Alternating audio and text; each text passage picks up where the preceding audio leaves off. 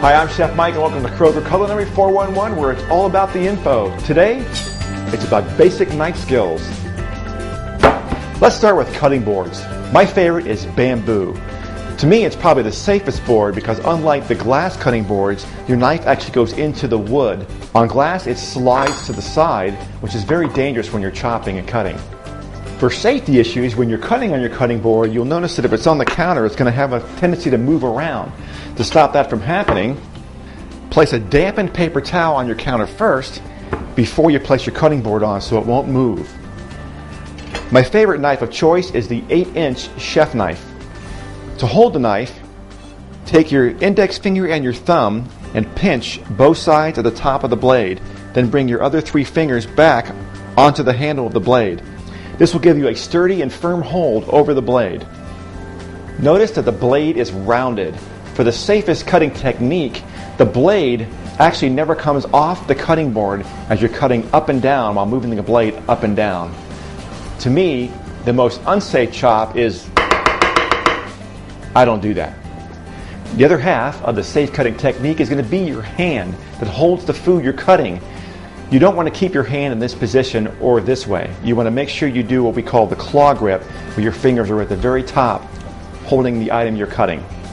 Let's start with an onion. We're going to cut it from the root end to the stem end. We'll bring our fingers up to the claw grip, put the knife on top, and drive the knife down till it hits the cutting board, and then finish your cut. Next, we're going to lay the onion down on the flat side where it's going to be easier to handle. Fingers again in a claw grip, remove the end where the stem was, keeping the root end intact. Next, remove the outer layer of the onion. Now, if you want to make some real thin slices for, say, a salad, we'll start again with our claw grip. You don't want to hold it like this because see where my thumb is, that's dangerous. Claw grip, we'll bring the knife, the tip is staying down, and we'll make some really thin slices of the onion. Make some great slices for salads. If you want to dice the onion, hold the back of the onion, we'll make some vertical slices, not all the way through, because remember that root end is going to hold the onion together. And we'll turn, and again, with our same cutting technique, roll the knife, make some nice dice. Notice I maintain my claw grip as I move back down the onion as I'm slicing. Now what about a green onion or a scallion? We'll start by removing the hairy end, then remove the one outer layer piece, and we'll make some really thin slices. Or, if you want to dice, you can come in and make one slice down the middle, or turn it 90 degrees and do another one, and then do a really small dice.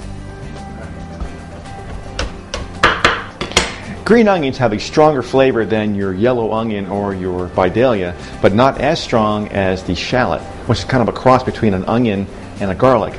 But if you're going to use green onions, say in an omelet, you might want to saute them first to kind of really sweeten them up before you pop your eggs in there. The shallot's going to be done exactly the same way we did our regular onion. Cut it end to end, you'll have a flat side, take out the outer peel, watch your fingers, do the same kind of dice. Now, don't let the steakhouses have all the fun. Slice your shallots really thin, saute them in some olive oil on a really low heat where they're just simmering. It might take about 10 minutes, but you're going to make some fantastic onions to go on your steak. I'll call them tobacco onions. How about garlic?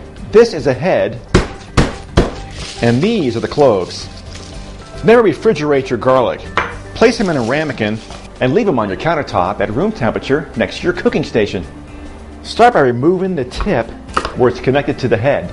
Next, we'll place our knife flat and give it a pop. And we should easily peel off the outer shell. Notice it's shaped like a shallot, so we're going to dice it the same way. We'll start with our claw grip and come in not all the way through so it stays together. We'll make some slices, and we'll turn, claw grip, and we'll give it some slices to make a nice dice. And to make a finer dice, we're going to use a hands-free roll cut. We'll cut it through. Then we're going to line the pieces up so we get more cuts per swipe.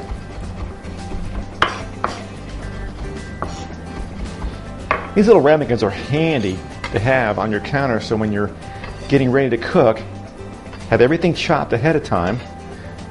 The French call it mise en place, which means a place for everything and everything in its place. You never do any cooking till all your items are diced, cans are open, and lined up in the order they go into your pan before you start. Which leads me to the most asked about item to cut, the green bell pepper. We'll start by removing the top and the bottom. Remove that seed clump.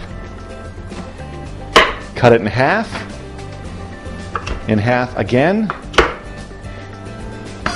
Then we're going to remove these white inner ribs that are extremely bitter. You don't want those in there, or the seeds. The shiny side or outer side of your bell pepper needs to be facing down towards the cutting board. If you cut it with it facing up, your knife will just bounce all over the place. It's very tough. So with this, we're going to go ahead and start with our claw grip. We're going to go ahead and make some rolling thin chops to make a julienne slice. Then we'll turn and line them up, and then come the other way, claw grip, to make a nice dice. How about ginger? Best way to peel it? A spoon. We'll just take the spoon and scrape it right off.